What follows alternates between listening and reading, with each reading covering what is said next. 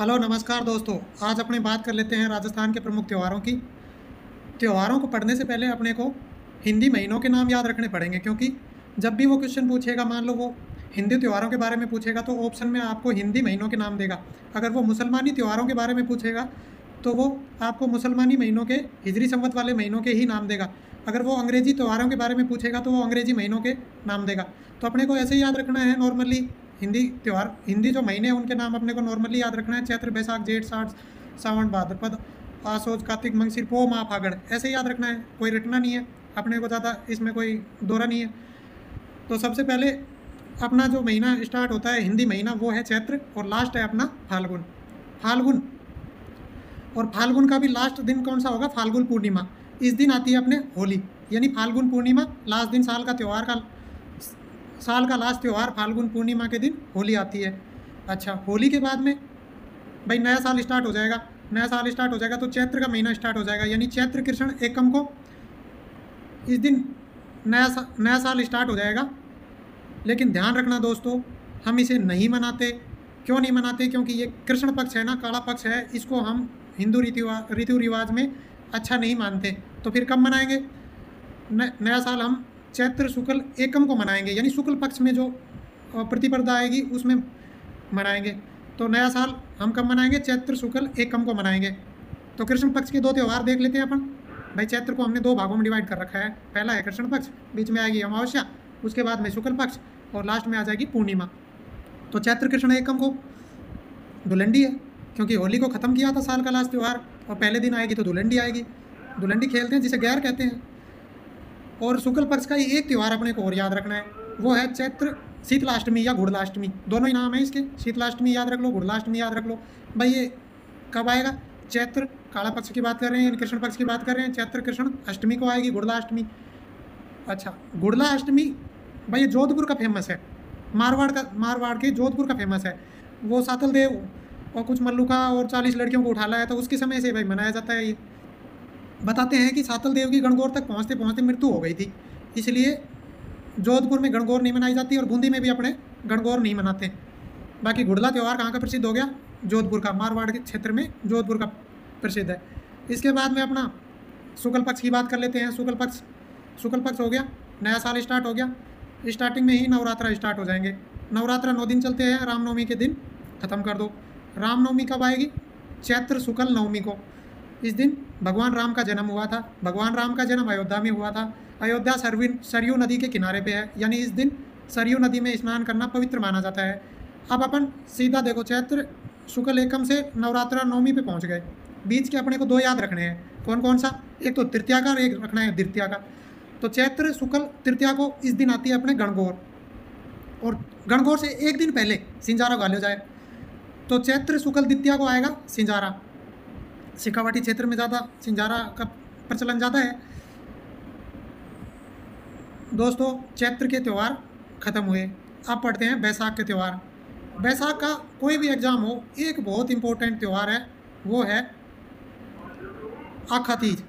आखा तीज, इस दिन क्या होता है? इस दिन अबुझ सावा होता है। अबुझ का मतलब ही होता है किसी से पूछने की ज़रूरत नहीं है। तो ये कब आता है? आखा तीज, तीज हो गई। लगभग त्यौहार अपने शुक्ल पक्ष में ही है, यानी बैसाख शुक्ल तृतीया को अबुझ सावा आखा तीज। क्या होता है इस दिन? सबसे ज़्यादा बाल विवाह, सर्वाधिक बाल विवाह आखा तीज के दिन होते हैं। यानी बैसाख शुक्ल तृतीया आखा तीज इस दिन आती है, और सर्वाधिक बाल विवाह होते हैं। दोस्तों, बैसाख के त्यौहार भी ख़त्म हो गए। अब पढ़ते हैं ज्येष्ठ के त्यौहार। जेठ जी, जेठ में भयंकर गर्मी पड़ती है, आपको पता होगा। तो मुसलमानों के तो रोज़ा आता है इसी टाइम में, रोज़ा जिसमें भूखा प्यासा रहना पड़ता है उनको। अपने भी एक त्यौहार आता है, और वो है निर्जला ग्यारस। कब आएगा? भाई ज्येष्ठ के त्यौहार पढ़ रहे हैं। ज्येष्ठ शुक्ल पक्ष में ही आते हैं मैक्सिमम त्यौहार अपने, और ग्यारस है तो एकादशी, यानी निर्जला ग्यारस कब होगी? ज्येष्ठ शुक्ल एकादशी को। इसके जस्ट बाद में ही अपना एक त्यौहार और है, वो है पीपल पूर्णिमा। भाई ज्येष्ठ पूर्णिमा को पीपल पूर्णिमा हो गई, इसमें तो कोई रटने वाली चीज़ है ही नहीं। अब अपने आ जाते हैं आषाढ़ पे। आषाढ़ के अपने को दो त्यौहार याद रखने हैं। आषाढ़ का मेन त्यौहार क्या है? देवसैनी ग्यारस। ऐसे याद रखना है, आषाढ़ में देवता सो जा, यानी आषाढ़ में देवता सो जाते हैं। तो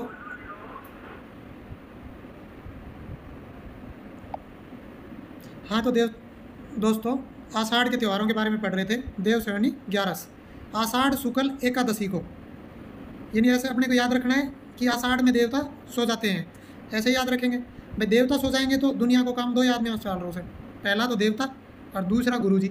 यानी देवता सो जाएंगे तो कौन जग जाएगा? गुरुजी जग जाएंगे।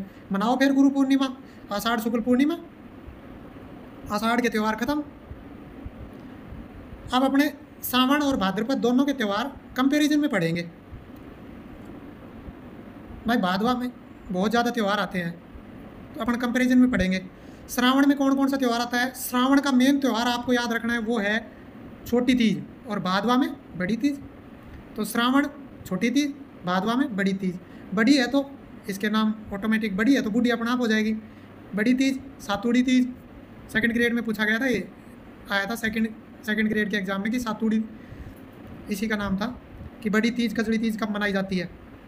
कुछ नहीं, अपने को भाद्रपद कृष्ण तृतीया को। तो श्रावण के पढ़ लेते हैं पहले। श्रावण में आती है छोटी तीज, तो श्रावण शुक्ल तृतीया को छोटी तीज। श्रावण में क्या बारिश ज़्यादा होती है, तो बारिश ज़्यादा होती है तो ज़मीन से जानवर निकलना शुरू कर देते हैं, और सबसे ज़्यादा क्या निकलता है? सांप निकलता है। सांप कैसा रहता है? काला रहता है, आपको पता होगा। मनाओ फिर, सांप निकला है तो नागपंचमी मनाओ। नागपंचमी यानी श्रावण शुक्ल पंचमी, श्रावण कृष्ण पंचमी। देखो याद रखने के लिए, सांप काला है ऐसे याद रखो। तो कृष्ण पक्ष में यानी श्रावण कृष्ण पंचमी, इस दिन नागपंचमी होगी। सांप का दुश्मन कौन है? नेवला। सांप निकलेगा तो उससे डरने की हमें ज़रूरत नहीं है, क्योंकि सांप का दुश्मन क्या है हमारे पास में? नेवला। नेवला नवमी मनाओ फिर, नीडरी नवमी, डरने की कहीं ज़रूरत नहीं है। तो नीडरी नवमी, श्रावण कृष्ण नवमी। एक और त्यौहार है जो मेन है, वो है हरियाली अमावस्या। श्रावण में तो हरियाली तो होती है, आपको पता ही है। तो हरियाली अमावस्या के दिन आती है।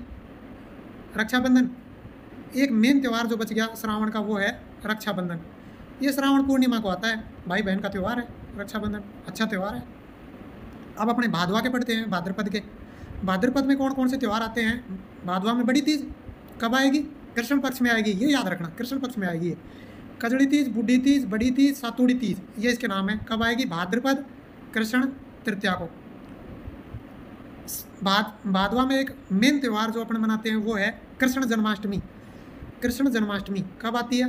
भाई कृष्ण यानी कि श्याम रंग, यानी आपको याद रखना है कि कृष्ण पक्ष में ही है, कृष्ण से याद रहेगा कृष्ण पक्ष में ही है।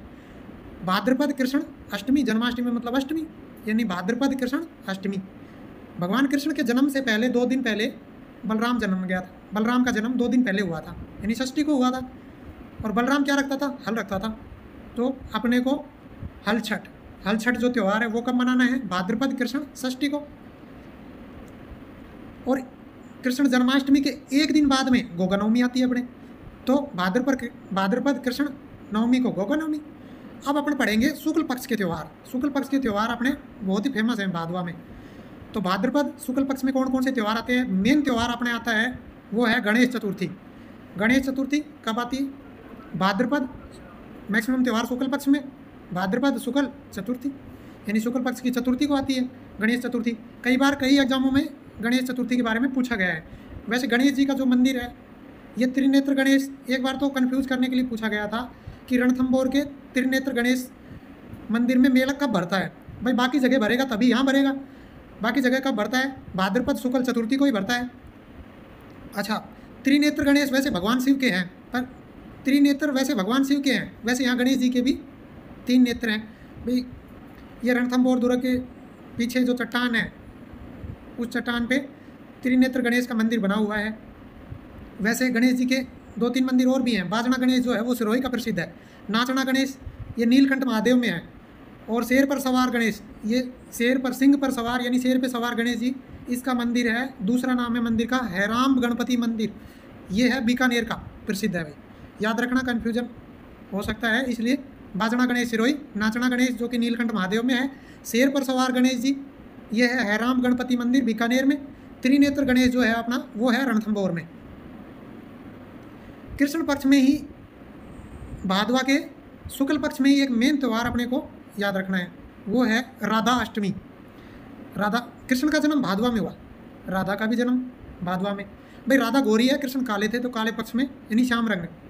श्याम रंग थे तो उनका कृष्ण पक्ष में जन्म हुआ। राधा क्या है, गोरी है, तो इनका शुक्ल पक्ष में जन्म कराते हैं, राधाष्टमी। भाद्रपद शुक्ल अष्टमी, भाद्रपद शुक्ल अष्टमी को राधाष्टमी मनाएंगे। इसके बाद में एक त्यौहार और आता है रामदेव जयंती, वो 10वीं को आ जाता है, भाद्रपद शुक्ल 10वीं को। उसके बाद में अपने क्या श्राद्ध स्टार्ट हो जाते हैं, ये भाद्रपद पूर्णिमा तक 16 दिन चलते हैं, श्राद्ध स्टार्ट हो जाते हैं। वही जो अपने पूर्वजों को खाना वाना खिलाने का जो एक भाई पूजा पाठ करके उनके नाम से श्राद्ध रखे जाते हैं, वही है ये। अब अपना आ जाता है आश्विन। आश्विन में ये सर्दीय नवरात्रे, यानी सर्दियों के जो नवरात्रे हैं वो स्टार्ट हो जाते हैं। नवरात्रा 9 दिन चलेंगे नवरात्रे, जिस दिन ख़त्म होंगे 10वें दिन क्या आ जाएगा, दशहरा। दशहरा कब आएगा, तो आश्विन शुक्ल 10वीं को आ जाएगा। याद रखना दोस्तों, जो दशहरा का जो मेला भरता है ना, वो कोटा का बहुत फेमस है। राजस्थान में दशहरा मेला कोटा का प्रसिद्ध है। कोटा का जो मेला भरता है ना दशहरा का, वो बहुत ही फेमस है। इससे बड़ा मेला राजस्थान में कहीं नहीं भरता, बताते हैं। वैसे भारत का दशहरा कुल्लू मनाली का प्रसिद्ध है और राजस्थान का दशहरा कोटा का प्रसिद्ध है।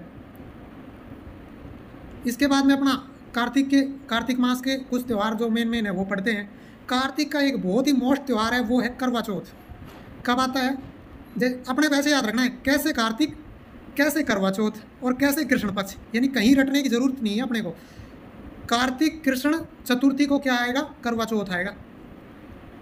अपने को याद रखने के लिए अपने को एक चीज़ और याद रखनी है कि भाई कार्तिक में अपनी दिवाली आती है। दिवाली, अब आप सोचो कि दिवाली अमावस्या को आएगी या पूर्णिमा को।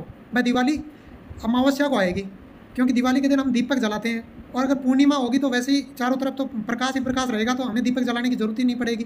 तो भगवान राम जो आए थे उनके स्वागत के लिए हमने दीप जलाए थे। यानी कार्तिक का अपने को दिवाली याद रखना है, तो कार्तिक अमावस्या के दिन दिवाली फेमस है।